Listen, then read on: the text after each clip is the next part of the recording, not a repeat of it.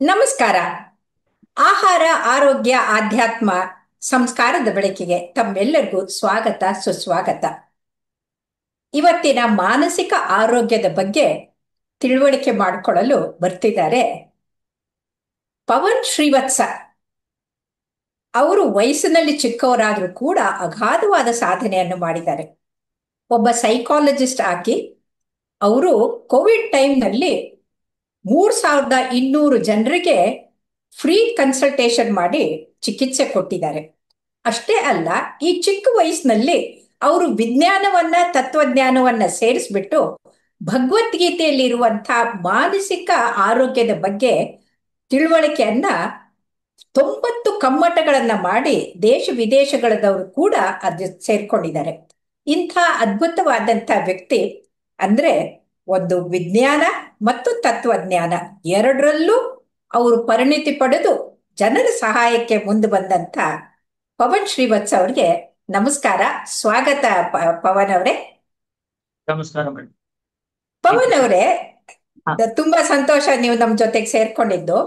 ಒಂದಂದ್ರೆ, ಅನಾದಿ ಕಾಲದಿಂದ ಕೂಡ ನಮ್ಮ ದೇಶದಲ್ಲಿ ಮನಸ್ಸು ಬೇರೆ ಶರೀರ ಬೇರೆ ಅಂತ ನೋಡ್ಕೊಂಡೇ ಇಲ್ಲ.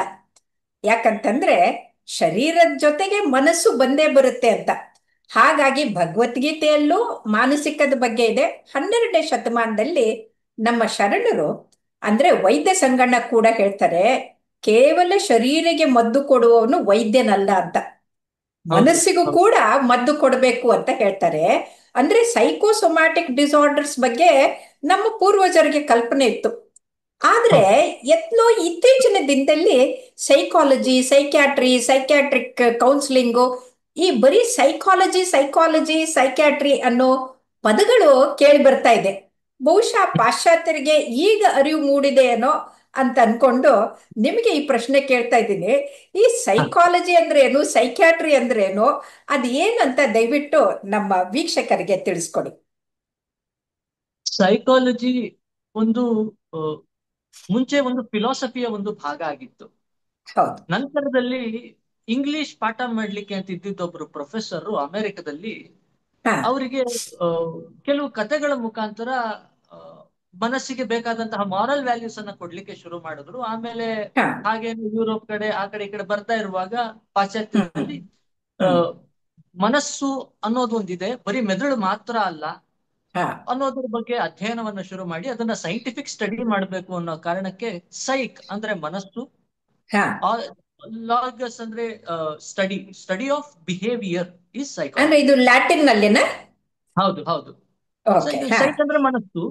ಆ ಹ್ಮ್. ಮನಸ್ಸನ್ನ ಅರ್ಥ ಮಾಡ್ಕೊಳ್ಳೋದು ಹೇಗೆ ಅಂದ್ರೆ, hmm. Behaviour is the face of what hmm. The hmm. Mind is thinking or what the heart is feeling. ಹಾ. ಸೊ ಈ ಬಿಹೇವಿಯರ್ ಅನ್ನ ಅರ್ಥ ಮಾಡ್ಕೊಳ್ಳೋದಿಕ್ಕೆ ಹಾ. ನಾವು ಉಪಯೋಗಿಸುವ ಒಂದು ಸೈಂಟಿಫಿಕ್ ಮೆಥಡಾಲಜಿಗೆ ಸೈಕಾಲಜಿ ಅಂತ ಕರೆಯುವುದು. ಹಾ. ಹಾ. ಆಮೇಲೆ ಈ ಸೈಕಾಲಜಿ ಅಂತ ಬಂದು ಅದರಲ್ಲಿ ಕ್ಲಿನಿಕಲ್ ಸೈಕಾಲಜಿ, ಪ್ಯಾಥೊಲಾಜಿಕಲ್, ಸೈಕ್ಯಾಟ್ರಿ ಬೇರೆ ಅಂತ ಇದೆಲ್ಲ ಶುರುವಾಗಿದೆ. ಹಾಗಾದ್ರೆ ಈ ಕೌನ್ಸಿಲಿಂಗ್ ಮಾಡ್ತಾರಲ್ಲ ರೋಗಿಗಳಿಗೆ, ಆ ಕೌನ್ಸಿಲಿಂಗ್ ಅಂದ್ರೆ ಏನು, ಅದರಲ್ಲಿ ಏನ್ ಮಾಡ್ತಾರೆ ಅಂತ ದಯವಿಟ್ಟು ತಿಳಿಸಿ. ನೀವು ಹೇಳಿರೋ ವಿಚಾರನ ಮುಂದೆ ತಗೊಂಡು ನಾನು ಹೇಳ್ತೀನಿ. ಹಾ. ಸೈಕ್ಯಾಟ್ರಿ ಅಂದ್ರೆ ಹ್ಮ್. ಮೆಡಿಕೇಶನ್ಸ್ ಕೊಡೋದು. ಹೌದು. ನೀವು ಆವಾಗಲೇ ಹೇಳಿದ ಹಾಗೆ ದೇಹಕ್ಕೆ ಔಷಧಿ ಮದ್ದು ಕೊಡೋದು. ಕೊಡೋದು. ಹಾ. ಹೌದು. ಆದ್ರೆ ಆ, ಮಾತ್ರೆಗಳು ಎಲ್ಲ ತಲೆಯಲ್ಲಿರುವ ಪ್ರಶ್ನೆಗಳಿಗೆ ಉತ್ತರ ಕೊಡ್ಲಿಕ್ಕೆ ಆಗೋದಿಲ್ಲ, ಗೊಂದಲಗಳನ್ನ ನಿವಾರಣೆ ಮಾಡ್ಲಿಕ್ಕೆ ಆಗೋದಿಲ್ಲ. ಆಗಲ್ಲ. ಅದರಿಂದ ಹೌದು. ಮನಸ್ಸಿನಿಂದ ದೇಹದ ಮೇಲಾಗುವ ಪರಿಣಾಮಗಳನ್ನ ರೆಡ್ಯೂಸ್ ಮಾಡೋದು, ನ್ಯೂರೋ ಹಾ. ಟ್ರಾನ್ಸ್ಮಿಟರ್ಸ್ ನ ಬ್ಯಾಲೆನ್ಸ್ ಮಾಡೋದು ಈ ಲೆಕ್ಕಾಚಾರದಲ್ಲಿ ಹೋಗುತ್ತೆ. ಆಪ್ತ ಹಾ. ಸಲಹೆ ಅಥವಾ ಕೌನ್ಸಿಲಿಂಗ್ ಅಲ್ಲಿ ಏನಾಗುತ್ತೆ ಅಂದ್ರೆ, ಒಬ್ಬ ಹಾ. ಮನುಷ್ಯನಿಗೆ ಅವನ ಮನಸ್ಸನ್ನ ಅರ್ಥ ಮಾಡಿಕೊಳ್ಳೋದು, ಹಾ. ಅವರಲ್ಲಿರುವ ನ್ಯೂನತೆಗಳೇನಿದೆ ಅದನ್ನ ಹ್ಮ್. ಅಡ್ರೆಸ್ ಮಾಡೋದು ಹೇಗೆ, ಹ್ಮ್. ಮತ್ತು ಅವರ ಸ್ಟ್ರೆಂತ್ಸ್ ಏನಿದೆ ಅದನ್ನ ಮಿತಿಯಾಗಿ ಬಳಸೋದು ಹೇಗೆ. ಯಾಕಂದ್ರೆ ಕೆಲವು ಸಲ ನಾವು ನಮ್ಮ ಸ್ಟ್ರೆಂತ್ ಗಳನ್ನ ಓವರ್ ಯೂಸ್ ಮಾಡ್ತೀವಿ ಕಾಂಪನ್ಸೇಷನ್ಗೋಸ್ಕರ. ಈ ಹಾ. ರೀತಿಯಾದಂತದ್ರಿಂದ ನಮ್ಗೆ ಕೆಲವು ಪ್ರಾಬ್ಲಮ್ ಗಳನ್ನ ನಾವು ಇನ್ವೈಟ್ ಮಾಡ್ಕೋತೀವಿ. ಆ ನೇಚರ್ ಹಾ. Of the problem and nature of the person, why those two are ಕೋ ಹೌದು. ಎಕ್ಸಿಸ್ಟಿಂಗ್, ಎರಡು ಹಾ. ಏನಕ್ಕೆ ಒಟ್ಟಿಗೆ ಇದೆ ಅನ್ನೋದನ್ನ ತಿಳಿದು ಅದರಿಂದ ಆಚೆ ಬರೋದಿಕ್ಕೆ ಅವರಿಗೆ ಸಾಮರ್ಥ್ಯವನ್ನ ಕೊಟ್ಟು, ಹ್ಮ್. ಅವರು ಆ ಸಮಸ್ಯೆಯಿಂದ ಆಚೆ ಬರೋ ಕಾರ್ಯಕ್ರಮ ಏನಿದೆ ಹಾ. ಅದರಲ್ಲಿ ನಾವು ಫೆಸಿಲಿಟೇಟರ್ಸ್ ಆಗಿರ್ತೀವಿ, ಅವ್ರಿಗೆ ಅವ್ರು ಸಹಾಯ ಮಾಡ್ಕೊಳ್ಳಿಕ್ಕೆ ಬಿಡ್ತೀವಿ, ಓಕೆ. ಗೈಡೆನ್ಸ್ ಹಾ. ಕೊಡ್ತೀವಿ. ಹಾ. ಇದಕ್ಕೆ ಓಕೆ. ಕೌನ್ಸಿಲಿಂಗ್ ಅಂತ ಕರೀತಾರೆ. ಅಂದ್ರೆ ನೀವು ಅವರಿಗೆ ಸಮಸ್ಯೆ ಏನಿದೆ ಅಲ್ಲ ಅದೇ ಪರಿಹಾರಕ್ಕೆ ಯಾವ ದಾರಿಯಲ್ಲಿ ಹೋಗ್ಬೇಕು, ಯಾವ ದಿಕ್ಕಿನಲ್ಲಿ ಹೋಗ್ಬೇಕು ಅಂತ ದಾರಿ ತೋರಿಸ್ಬಿಟ್ಟು ನೀವೇ ನಡ್ಕೊಂಡು ಹೋಗಿ ಅಂತ ಅವ್ರಿಗೆ ಧೈರ್ಯ ಹೌದು ತುಂಬ್ತೀರಿ. ಅಷ್ಟು ಅಷ್ಟು ಕೆಲಸವನ್ನ ಹೌದು ಮಾಡ್ತೀರಿ. ಹೌದು ಹೌದು ಸೊ ಹೌದು ಹೌದು. ಇವತ್ತು ವಿವಾಹ ವಿಚ್ಛೇದನೆ ಆಗ್ಲಿ ಅಥವಾ ಯಾವುದೇ ಆಗ್ಲಿ, ಈ ಕೌನ್ಸಿಲಿಂಗು ಬಹಳ ಇಂಪಾರ್ಟೆಂಟ್ ಆಗಿದೆ. ಅದು ಮನಸ್ಸಿನ ಒತ್ತಡ ಹೆಚ್ಚಿದ್ದವ್ರಿಗೆ, ಡಿಪ್ರೆಷನ್ಗೆ ಹೋಗೋರಿಗೆ, ಎಲ್ಲರಿಗೂ. ಆದ್ರೆ ಈಗ ನೀವು ಥೆರಪಿ ಅಂತೀರಲ್ಲ, ಯಾರು ಹ್ಮ್. ನಿಮ್ಗೆ ಈ ಥೆರಪಿಗೆ ನಿಮ್ಮ ಹತ್ರ ಅಂದ್ರೆ ಚಿಕಿತ್ಸೆಗೆ ಬರುವಂತವ್ರು ಯಾರು? ಯಾಕಂದ್ರೆ ಎಷ್ಟೋ ಜನರಿಗೆ ನೋಡಿ, ಸೈಕಾಟ್ರಿಸ್ಟ್ ಹತ್ರ ಹೋಗ್ಬೇಕಂದ್ರೆ ಓ ಹುಚ್ಚರು ಹೋಗ್ತಾರೆ ಅನ್ನೋ ಭಯ ಇರುತ್ತೆ. ಓ ಹುಚ್ಚರ ಆಸ್ಪತ್ರೆಗೆ ಹುಚ್ಚರು ಹೋಗೋದು ಅನ್ನೋ ಭಯ ಇರೋದ್ರಿಂದ ಬರೋದಿಲ್ಲ. ಆದ್ರೆ ಇತ್ತೀಚಿನ ದಿನದಲ್ಲಿ ಅದೊಂದು ಫ್ಯಾಷನ್ ಆಗಿದೆ. ಓ ನಾನು ಸೈಕಲಾಜಿಕಲ್ ಇದಕ್ಕೆ ಹೋಗಿದ್ದೆ, ಅನಾಲಿಸಿಸ್ ಮಾಡಿದ್ರು, ಸೈಕೋ ಅನಾಲಿಸಿಸ್ ಮಾಡಿದ್ರು ಅಂತೆಲ್ಲ ಹೇಳ್ಕೊಳ್ತಾರೆ ಫ್ರೆಂಡ್ಸ್ ಜೊತೆಗೆ. ಸೊ ಹೌದು ಅಷ್ಟ್ರ ಹೌದು ಹೌದು. ಮಟ್ಟಿಗೆ ನಮ್ಮ ಸಮಾಜ ಬದಲಾಗಿದೆ. ಹಾಗಾಗಿ ಇದೇನು ಸೈಕಾಲಜಿಕಲ್ ಥೆರಪಿ ಅಂದ್ರೆ ಏನು, ಯಾವ ತರದ್ದು ಇರುತ್ತೆ ಅಲ್ಲಿ ಅಂತ? ಯಾವ ತರ ಜನ ಬರ್ಬೇಕು ಅದೇ 3 ಭಾಗ ಇದೆ. ವರ್ಲ್ಡ್ ಹಾ. ಹೆಲ್ತ್ ಆರ್ಗನೈಸೇಷನ್ ಅಲ್ಲಿ ಹ್ಮ್. ಕಮ್ಯುನಿಟಿ ಮೆಂಟಲ್ ಹೆಲ್ತ್ ಪ್ರೋಗ್ರಾಮ್ ಅಂತ ಇದೆ. ಅದರಲ್ಲಿ ಹಾ. ಹ್ಮ್. 3 ಭಾಗ ಇದೆ. ಒಂದು ಪ್ರೈಮರಿ ಹ್ಮ್. ಪ್ರಿವೆನ್ಷನ್ ಅಂತ, ಹಾ. ಏನಂದ್ರೆ ಯಾವುದೋ ಒಂದು ಅವಘಡ ಆಗೋದನ್ನ ತಪ್ಪಿಸೋದಿಕ್ಕೋಸ್ಕರ ನಾವು ಕೌನ್ಸಿಲಿಂಗ್ ಗೆ ಬರಬಹುದು. ಹಾ. ಉದಾಹರಣೆ ಏನಂದ್ರೆ ರೋಡ್ ಕ್ರಾಸ್ ಮಾಡೋದನ್ನ ಕಲ್ಸ್ಕೊಡ್ತೀವಿ, ಏನನ್ನ ಹಾ. ಅವಾಯ್ಡ್ ಮಾಡ್ಲಿಕ್ಕೆ, ಆಕ್ಸಿಡೆಂಟ್ ಆಗೋದನ್ನ ಅವಾಯ್ಡ್ ಮಾಡ್ಲಿಕ್ಕೆ. ಅವಾಯ್ಡ್ ಮಾಡಕ್ಕೆ, ಒಂದು. ಹೌದು. ಎರಡನೇದು ಸಿಂಪ್ಟಮ್ಸ್ ತೋರಿಸ್ತಾ ಇದ್ದಾರೆ. ಸೆಕೆಂಡರಿ ಪ್ರಿವೆನ್ಷನ್ ಅಲ್ಲಿ ಸಿಂಪ್ಟಮ್ಸ್ ತೋರಿಸ್ತಾ ಇದ್ದಾರೆ, ಇನ್ನೊಂದು ಕಾಂಕ್ರೀಟ್ ಆಗಿಲ್ಲ ಸಿಂಪ್ಟಮ್ಸ್. ಹಾ. ಹಾ. ಡಿಪ್ರೆಷನ್ ಸಿಂಪ್ಟಮ್ಸ್ ಇದೆ, ಹಾ. ಆದ್ರೆ ಡಿಪ್ರೆಷನ್ ಕ್ಲಿನಿಕಲ್ ಡಿಪ್ರೆಷನ್ ಇಲ್ಲ ಇನ್ನು. ಹಾ. ಅಂತವರಿಗೆ ಇನ್ನು ಪೂರ ಪ್ರವಾಹದೊಳಗಡೆ ಹೋಗಿಲ್ಲ, ಅವರನ್ನ ಈಜಿ ದಡಕ್ಕೆ ಸೇರಿಸೋದು ಹ್ಮ್. ಸುಲಭ. ಇನ್ನು ಸ್ಟಿಲ್ ಬೆಟರ್. ಮುಳುಗಿಲ್ಲ, ಮುಳುಗಿಲ್ಲ, ನೀರಿನಲ್ಲಿ ಹೋಗಿದ್ದಾರೆ, ನೀವು ಹೊರಗಡೆ ತರಬೇಕು. ಓಕೆ. ಹಾ. ಹೌದು ಹೌದು. ಹಾ. ಮೂರನೇದು ಟರ್ಷಿಯರಿ ಪ್ರಿವೆನ್ಷನ್. ಇದರಲ್ಲಿ ಹಾ. ಅವರಿಗೆ ಕ್ಲಿನಿಕಲ್ ಸಿಂಪ್ಟಮ್ಸ್ ಇರುತ್ತೆ, ಕ್ಲಿನಿಕಲ್ ಡಯಾಗ್ನೋಸಿಸ್ ಆಗುತ್ತೆ, ಅದಕ್ಕೆ ಹ್ಮ್. ಟ್ರೀಟ್ಮೆಂಟ್ ಪ್ಲಾನ್ ಇರುತ್ತೆ. ಹ್ಮ್. ಕ್ಲಿನಿಕಲ್ ಅಪ್ರೋಚ್ ಅಥವಾ ಸೈಕ್ಯಾಟ್ರಿಕ್ ಅಪ್ರೋಚ್ ಅನ್ನು ಉಪಯೋಗಿಸಿ ಇವರಿಗೆ ಟ್ರೀಟ್ಮೆಂಟ್ ಅನ್ನು ಕೊಟ್ಟು ಆಚೆ ತರೋದು. ಹಾ. ಈ ಹಾ. ರೀತಿಯಾಗಿ ಮೊದಲನೇ ಭಾಗ. ಎರಡನೇ ಭಾಗದಲ್ಲಿ ಬರೋದಾದ್ರೆ ಹ್ಮ್. ರೆಮಿಡಿಯಲ್. ಹ್ಮ್. ಕೆಲವು ಪ್ರಾಬ್ಲಮ್ಗೆ ರೆಮಿಡಿಗಳು ಬೇಕಾಗಿರ್ತವೆ, ಆ ಹೌದು. ರೆಮಿಡಿಗೋಸ್ಕರ ನಮ್ಮ ಹತ್ರ ಕೌನ್ಸಿಲಿಂಗ್ ಬರ್ತಾರೆ. ಕೆಲವನ್ನ ಹ್ಮ್. ಪ್ರಿವೆಂಟ್ ಮಾಡ್ಲಿಕ್ಕೋಸ್ಕರ. ಹ್ಮ್. ಹ್ಮ್. ಕೆಲವು ಏನೋ ಡೊಮೆಸ್ಟಿಕ್ ವೈಲೆನ್ಸ್ ನಾಳೆ ಆಗ್ಬಹುದು, ಪ್ರಿವೆಂಟ್ ಹ್ಮ್. ಮಾಡ್ಬೇಕು. ಅಥವಾ ನಾನು ಎಕ್ಸಾಮ್ ಅಲ್ಲಿ ಫೇಲ್ ಆಗಿ ಹೋಗ್ಬಿಡ್ತೀನಿ, ಹ್ಮ್. ಅದನ್ನ ಹ್ಮ್. ಪ್ರಿವೆಂಟ್ ಮಾಡ್ಬೇಕು ಅಂದ್ರೆ ನಾನು ಇವಾಗ ಓದೋದು ಹೇಗೆ ಅಂತ ಕಲ್ತ್ಕೊಳ್ಬಹುದು. ಹೌದು. ಅದಕ್ಕೆ ಹೌದು. ಸ್ವಲ್ಪ ದಿವಸ ಅದಕ್ಕೆ ಹೌದು. ಸಹಾಯ. ಹೌದು. ಹ್ಮ್. ಇನ್ನೊಂದು ಹ್ಮ್. ಡೆವಲಪ್ಮೆಂಟ್, ನನ್ನನ್ನ ಹ್ಮ್. ಡೆವಲಪ್ ಮಾಡ್ಕೋಬೇಕು. ಹ್ಮ್. ನಾನು ಇವಾಗಿರೋದು ನನಗೆ ಯಾಕೋ ಸಾಲದು ಅನ್ನಿಸ್ತಿದೆ, ಅಥವಾ ನಾಳೆ ನಾನು ಒಂದು ಮದುವೆ ಆಗ್ತಿದ್ದೀನಿ, ಅಥವಾ ಒಂದು ವಿಚ್ಛೇದನಕ್ಕೆ ಒಳಗಾಗ್ತಿದ್ದೀನಿ, ಅಥವಾ ಯಾವುದೋ ಹ್ಮ್. ಒಂದು ಪ್ರಮೋಷನ್ ನನಗೆ ಬರ್ತಾ ಇದೆ, ಅಥವಾ ಹ್ಮ್. ರಿಟೈರ್ಡ್ ಆಗ್ತಿದ್ದೀನಿ, ಏನೋ ಹ್ಮ್. ಒಂದು ಆಗುವಾಗ ನಾನು ಅದನ್ನ ಹ್ಯಾಂಡಲ್ ಮಾಡ್ಲಿಕ್ಕೆ ನನ್ನನ್ನ ನಾನು ಡೆವಲಪ್ ಮಾಡ್ಕೊಳ್ಬೇಕು. ಅದಕ್ಕೋಸ್ಕರ ನಮ್ಮ ಹತ್ರ ಕೌನ್ಸಿಲಿಂಗ್ ಬರ್ತಾರೆ. ಇನ್ನೊಂದು ಓಕೆ. ಹ್ಮ್. ಕ್ರೈಸಿಸ್. ಹ್ಮ್.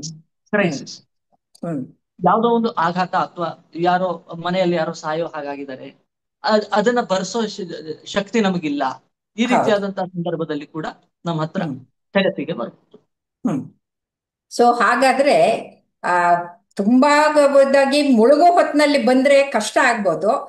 ಪ್ರೈಮರಿ ಸ್ಟೇಜ್ ಅಲ್ಲೇ ಬಂದ್ಬಿಟ್ಟು ಅದನ್ನ ಪ್ರಿವೆನ್ಷನ್ಗೆ ಇದು ಹಾ. ಮಾಡ್ಕೊಂಡ್ರೆ ಅದು ಒಳ್ಳೇದು ಅಂತ ನೀವು ಹೇಳ್ತಾ ಇದ್ದೀರಿ. ಸತ್ಯ ಸತ್ಯ ಹಾಗಾದ್ರೆ ಸತ್ಯ. ಈಗ ಇವ್ರಿಗೆ ಯಾವ ತರದ್ದು ಪ್ರಾಬ್ಲಮ್ಗಳಿರುತ್ತೆ, ಆಮೇಲೆ ನೀವು ಅದನ್ನ ಹೆಂಗ್ ಹ್ಯಾಂಡಲ್ ಮಾಡ್ತೀರಂತ? ಅಂದ್ರೆ ಮಾನಸಿಕ ಕಾಯಿಲೆಗಳು ಅಥವಾ ಮಾನಸಿಕ ತೊಂದರೆಗಳು ಅಂತನ್ನೋದು ಯಾವ್ಯಾವ ತರದ್ದಿರುತ್ತೆ, ಅದನ್ನ ಹೇಗೆ ಹ್ಯಾಂಡಲ್ ಮಾಡ್ತೀರಿ ನೀವು, ಅದನ್ನ ಚಿಕಿತ್ಸೆ ಹೇಗೆ ಕೊಡ್ತೀರಿ ಅಂತ?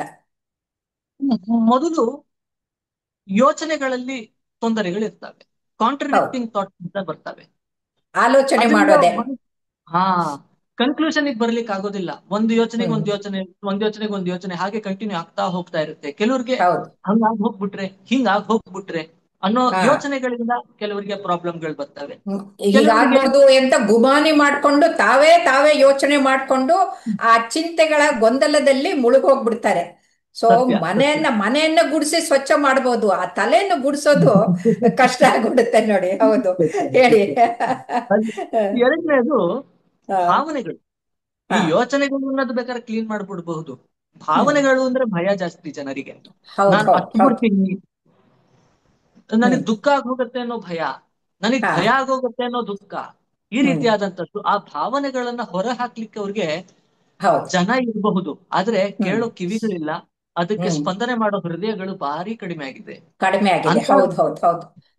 ಆ ತರದ ಯಾಕಂದ್ರೆ ಎಲ್ರೂ ವಿಚಾರದಲ್ಲಿ ತಮ್ಮ ಇದ್ರಲ್ಲೇ ಕೆಲಸದಲ್ಲೇ ಇರ್ತಾರೆ, ಇನ್ನೊಬ್ರು ಕಷ್ಟ ಕೇಳುವಂತ ಒಂದು ವ್ಯವಧಾನವೂ ಇಲ್ಲ, ಸಮಯನೂ ಇಲ್ಲ.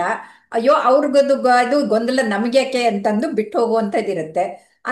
ಅಂತ ಸಮಯದಲ್ಲಿ ಮನೆಯಲ್ಲಿ ಆ, ಚಿಕ್ಕ ಕುಟುಂಬಗಳು ಒಬ್ಬರು ಇಬ್ರು ಮೂರು ಜನ ಇರ್ತಾರೆ, ಹೇಳ್ಕೊಳಕ್ಕಿರಲ್ಲ. ಹಾಗಾಗಿ ನಿಮ್ಮ ಹತ್ರ ಬಂದ್ರೆ ಸ್ವಲ್ಪ ಕೇಳಿ ಸಮಾಧಾನ ಆಗುತ್ತೇನೋ ಅಂತ ಬರ್ತಾರೇನೋ ಅಲ್ವಾ? ಸತ್ಯ ಸತ್ಯ ಸತ್ಯ.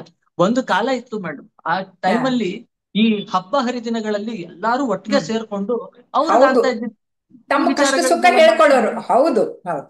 ಬೀದಿಯಲ್ಲಿ ಅದೆಲ್ಲ ನಡೀತಾ ಇಲ್ಲ, ಮಠಗಳು ಗುರುವಾರದ ದಿನ ಖಾಲಿ ಕೂತಿರ್ತವೆ. ಹ್ಮ್. ಹೀಗಾಗಿರೋ ಸಂದರ್ಭ, ಆ ಹಾ. ಕಾರಣಕ್ಕೆ ನಮಗ್ ಕೆಲಸ ಜಾಸ್ತಿ ಆಗಿರೋದು. ಹಾ. ಹೇಳಲಿಕ್ಕೆ ತುಂಬಾ ಬೇಜಾರಾಗ್ತಾ ಇದೆ, ಬಟ್ ಹಾ. It's a fact. ಹೀಗೆ ಹೌದು ಬಟ್. ಎರಡನೇದು ಹಾ. ಭಾವನೆಗಳಿಗೆ ಸಂಬಂಧಪಟ್ಟದ್ದು. ಮೂರನೇದು ಹ್ಮ್. ನಮ್ಮ ಹ್ಮ್. ನಂಬಿಕೆಗಳು ಸರಿ ಇಲ್ಲದ ಪಕ್ಷದಲ್ಲಿ ಯಾವುದೋ ಒಂದು ಹ್ಮ್. ಸತ್ಯವನ್ನ ಸುಳ್ಳು ಅಂತ ನಂಬಿರ್ತೀವಿ, ಇನ್ ಕೆಲವು ಸಲ ಹ್ಮ್. ಯಾವುದೋ ಸುಳ್ಳನ್ನ ಸತ್ಯ ಅಂತ ನಂಬಿರ್ತೀವಿ. ಈ ಹಾ. ಹಾ. ಕಾರಣದಿಂದ ನಾವು ಪ್ರಪಂಚವನ್ನ ಅರ್ಥ ಮಾಡಿಕೊಳ್ಳೋ ರೀತಿನಲ್ಲಿ ತಪ್ಪಾಗಿರುತ್ತೆ, ಹಾ. ಅಭಿಪ್ರಾಯಗಳು ಬೇರೆ ಆಗೋಗ್ಬಿಟ್ಟಿರುತ್ತೆ. ಆ ಹೌದು ಹೌದು. ಅಭಿಪ್ರಾಯಗಳನ್ನ ಸರಿ ಮಾಡ್ಕೊಳ್ಬೇಕಾಗಿರೋ ಅವಶ್ಯಕತೆ ಬಂದಾಗ ಹ್ಮ್. ಆಪ್ತ ಸಲಹೆ ತಗೊಳ್ಳೋದು ಅತಿ ಹ್ಮ್. ಅಗತ್ಯ. ಓ, ಸರಿ ಈ ಸರಿ ಸರಿ. ರೀತಿಯಾದಂತಹ ವಿಚಾರಗಳಿಗೆ ನಮ್ಮ ಹತ್ರ ಹ್ಮ್. ಜನ ಥೆರಪಿ ತಕ್ಕೊಳ್ಳಿಕ್ಕೆ ಬರ್ತಾರೆ. Okay okay. ಈಗ ನೀವು ಹೇಳಿದ್ರಿ ಅವ್ರಾಗೆ ಬಂದ್ರೆ ಸರಿ ಅಂತ. ಕೆಲವ್ರಿಗೆ ಬರಕ್ಕೆ ಸಂಕೋಚ ಇರುತ್ತೆ, ಹ, ಬರ್ಬೇಕನ್ನೋದು ಗೊತ್ತೂ ಆಗೋದಿಲ್ಲ, ಅವರಲ್ಲಿ ಅರಿವು ಇರೋದಿಲ್ಲ, ತಮಗೆ ಏನೋ ತೊಂದರೆ ಆಗ್ತಾ ಇದೆ ಅನ್ನೋದನ್ನು ಇರಲ್ಲ. ಇಂಥ ಹ್ಮ್, ಜನರಿಗೆ ಹ್ಮ್, ಪುಸ್ತಕಗಳ ಮುಖಾಂತರ, ಲೇಖನದ ಮುಖಾಂತರ, ಈಗ ನಾನು ಹೃದಯ ರೋಗ ತಜ್ಞೆ ಆಗ್ಬಿಟ್ಟು ಹೃದಯದ ಹ್ಮ್. ಬಗ್ಗೆ ಬರೀತೀನಿ, ಮಾತಾಡ್ತೀನಿ, ಜನರಲ್ಲಿ ಅರಿವು ಮೂಡಿಸ್ತೀನಿ. ಹಾಗಾಗಿ ನೀವು ಪುಸ್ತಕಗಳ ಮುಖಾಂತರ, ಬುಕ್ಲೆಟ್ ಮುಖಾಂತರ ಅವ್ರಿಗೆ ತಿಳಿಸಿ ಹೇಳಕ್ಕೆ ಸಾಧ್ಯನಾ? ನನ್ನ ಗುರುಗಳು ಡಾಕ್ಟರ್ ಹ್ಮ್. ಕಟೀಲ್ ಅಶೋಕ್ ಪೈ ಅಂತ, ಅವ್ರ ಹಾ. ಕೊನೆಯ ಸ್ಟೂಡೆಂಟ್, ಹಾ. ಮಾನಸ ಹಾಸ್ಪಿಟಲ್ ಶಿವಮೊಗ್ಗ. ಓಕೆ. ಹಾ. ಅವರು ಹಾ. ಕೂಡ ಎಷ್ಟೋ ಚಲನಚಿತ್ರಗಳನ್ನ ಮಾಡಿದ್ರು, ಪುಸ್ತಕಗಳನ್ನ ಬರೆದಿದ್ರು. ನನ್ನ ಸಿ.ಆರ್. ಚಂದ್ರಶೇಖರ್ ಅಂತ, ex director of great cinema, great great person Pai ಅವರು. ಅವರು ಕೂಡ ಸಾವಿರ ನೂರಾರು ಪುಸ್ತಕಗಳನ್ನ ಬರೆದಿದ್ದಾರೆ. ಆದ್ರೆ ಇದು ಜನರಲ್ ಆಗಿ ಏನು ಅನ್ನೋದನ್ನ ತಿಳಿಸತ್ತೆ ಹೊರತು, ಪ್ರತಿಯೊಬ್ಬ ಹ್ಮ್. ಮನುಷ್ಯನ ಮನಸ್ಸು ಕೂಡ ಅವನ ಫಿಂಗರ್ ಪ್ರಿಂಟ್ ಇದ್ದ ಹಾಗೆ. ಹೌದು ಹೌದು. ಆ ಫಿಂಗರ್ ಪ್ರಿಂಟ್ ನ ನಾವು ಅರ್ಥ ಮಾಡ್ಕೊಳ್ಬೇಕು. ಅದೇ ಹ್ಮ್. ರೀತಿಯಾಗಿ ಆ ಮನುಷ್ಯನ ಮನಸ್ಸಿಗೆ ಬೇಕಾದ ಹಾಗೆ ನಾವು ಆಪ್ತ ಸಲಹೆ ಕೊಡ್ಬೇಕು. ಹೌದು. ಹಾಗೆ ಆನ್ ಎ ಜನರಲ್ ಲೆವೆಲ್ ನಾವು, ಹೌದಪ್ಪ ನೆಗಡಿ ಬಂದಿದ್ಯಾ, ಒಂದು ಯಾವ್ದೋ ಒಂದು ಮಾತ್ರೆ ತಕೊಂಡ್ರೆ ಸರಿ ಹೋಗುತ್ತೆ, ಮನೆ ಮದ್ದು ಸದ್ಯದ ಮಟ್ಟಿಗೆ ಸರಿ ಮಾಡುತ್ತೆ ಹೊರತು ಅದು ಶಾಶ್ವತವಾಗಿ ಮದ್ದನ್ನು ಅದು ಹೌದು ಹೌದು. ಇದು ಗುಣ ಮಾಡೋದಿಲ್ಲ. ಅದು ಹಾಗಾಗಿ ಸ್ಪೆಸಿಫಿಕ್ ಆಗಿರೋದಿಲ್ಲ, ಯಾಕಂದ್ರೆ ಎಸ್, ಜನರಲ್ ಆಗಿರುತ್ತೆ. ಸೊ ಇವರಿಗಿರೋ ಸಮಸ್ಯೆಗೆ ಅದು ಸ್ಪೆಸಿಫಿಕ್ ಆಗಿರೋದಿಲ್ಲ ಅದು. ಖಂಡಿತ ಅಲ್ವೇ? ಖಂಡಿತ ಸರ್. ಹ್ಮ್. ಆ ಕಾರಣಕ್ಕೋಸ್ಕರ ಎಲ್ಲೋ ನಮಗೆ ಸಿಮಿಲರ್ ಅನ್ನಿಸ್ಬೋದು ನಾವು. ಹಾ. ನಮ್ಮ ಅದಕ್ಕೆ ನಮ್ಮ ಸನಾತನ ಧರ್ಮ ಅಷ್ಟು ಒಳ್ಳೇದು ಅಂತ ಹೇಳೋದು, ಯಾಕಂದ್ರೆ ಅವ್ರು ಹಾ. ಹೇಳ್ತಾರೆ ಒಂದೇ ಘಟನೆ ಎರಡು ಸಲ ನಡೆಯುತ್ತೆ ಅನ್ನೋದಿಲ್ಲ. ಹೌದು ಸಿಮಿಲಾರಿಟೀಸ್ ಇರಬಹುದು, ಸೇಮ್ ಹೌದು. ಅನ್ನೋದು ಇರೋದಿಲ್ಲ. ಬಹುತೇಕ ಸಿಮಿಲರ್ ಇರುತ್ತೆ. ಹ್ಮ್.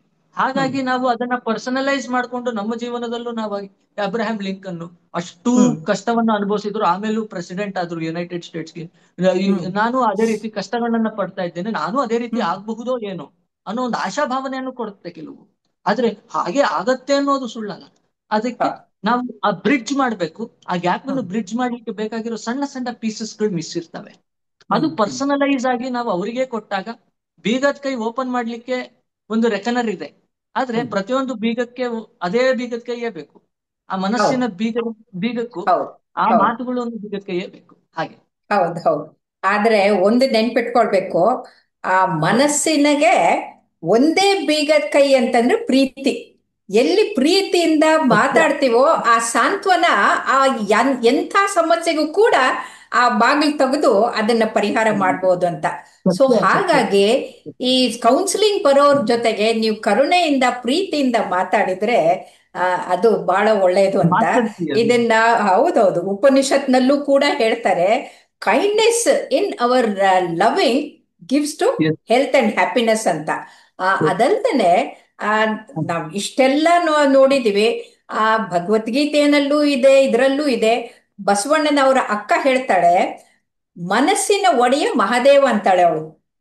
ಮನಸ್ಸಿದ್ರೆ ಮನೋಮನ. ಮಾರ್ಗ ಅಲ್ಲ, ಮನಸ್ಸಿದ್ರೆ ಹೌದು ಮಾರ್ಗ ಅಲ್ಲ, ಮನಸ್ಸಿನ ಒಡೆಯ ಮಹಾದೇವ. ಹೌದು ಮನುಜರಿಂದ ಒಂದೊಂದು ನುಡಿಸುವನು, ಇದಕ್ಕೆ ಹೌದು. ಕಳವಳಿಸದಿರುತ್ತನವೇ, ಇದಕ್ಕೆ ಕಾತರಿಸದಿರು ಮನವೇ ಅಂತ ಹೇಳ್ತಾಳೆ. ಅಂದ್ರೆ ಅವ್ರು ಹಾಗಂದ್ರು, ಇವ್ರು ಹೀಗಂದ್ರು, ಅದ್ ಹಾಗಾಯ್ತು ಹೀಗಾಯ್ತು ಅಂತ ಮನಸ್ಸನ್ನೇ ಕೆಡಿಸ್ಕೊಂಡ್ಬಿಟ್ಟು ಅದಕ್ಕೆ ಕಾತರ ಪಡೋದು, ಮನಸ್ಸಿನ ದುಗುಡ ಪಟ್ಕೊಳ್ಳೋದು ಇರಬಾರ್ದು ಅಂತ ಹೇಳ್ತಾಳೆ. ಇದು ಸತ್ಯ. ಕೇವಲ ನಮ್ಮ ಇನ್ನು ಮುಂದೆ 100 ಹೆಜ್ಜೆ ಹೋಗುವಾಗ ಇದು ಮೊದಲೇ ಹೆಜ್ಜೆ. ನಾವು ಮಾನಸಿಕ ಇದರ ಬಗ್ಗೆ ಇವತ್ತು ಪ್ರಾರಂಭ ಮಾಡಿದ್ದೀವಿ. ನೀವು ಶುಭ ಆರಂಭ ಮಾಡಿದಿರಿ. ತುಂಬಾ ತುಂಬಾ ಧನ್ಯವಾದಗಳು ತಿಳಿಸ್ಕೊಟ್ಟಿದ್ದಕ್ಕೆ. ಧನ್ಯವಾದಗಳು. ನಮಸ್ಕಾರ. ಧನ್ಯವಾದ. ನಮಸ್ಕಾರ.